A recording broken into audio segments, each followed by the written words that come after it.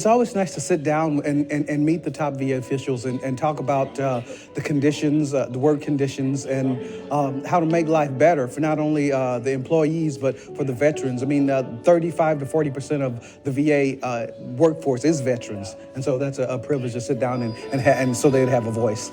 Right now, we're in an unprecedented battle of management still wanting to take away collective bargaining rights for our union at a time we've got a president that is pro-union and wanting to help push partnership, collaboration, dignity, respect in the workplace for all workers. Our struggle is to be heard and for the VA administration to listen to us and take note, because we are down there doing the work.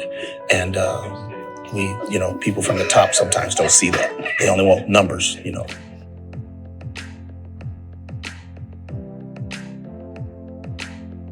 Where I like to see them treat veterans that are employed with the VA a lot better than what they do. Not only is the care provided and for services for us, but it should be care that would also protect us from some of the things that occurred from the hands of management.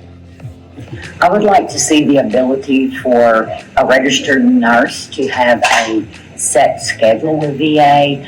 I'm working 3/12s and 1/8 this week, and 3/12s next week on the day shift. We all realize in a time of emergency, which we've done, that we may have to change, but it should be the exception and not the rule. There are modernization issues, no doubt about it, but closing VAs and getting rid of staff is not the answer to modernizing the VA. That's just throwing the baby out with the bathwater. Well, I think I'd like to see the agency get in line more with what Biden has talked about, become more labor friendly. Get them more on board with what the secretary's talked about as far as being labor friendly and partnering with the union. I'd like to see management held accountable for what I would consider a lack of moral courage to do the right thing, not just by the employees, but the veterans that we represent, myself included. And also that they were to follow the laws, rules, policies of the government instead of just taking it as their own kingdom and doing what they want instead of what they should.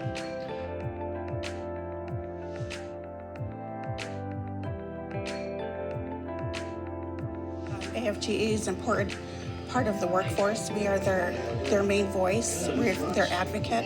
I believe it's important to be a union member because we are stronger together. The more of us that fight, the good fight, the better outcome, I believe.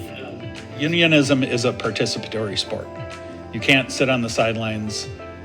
If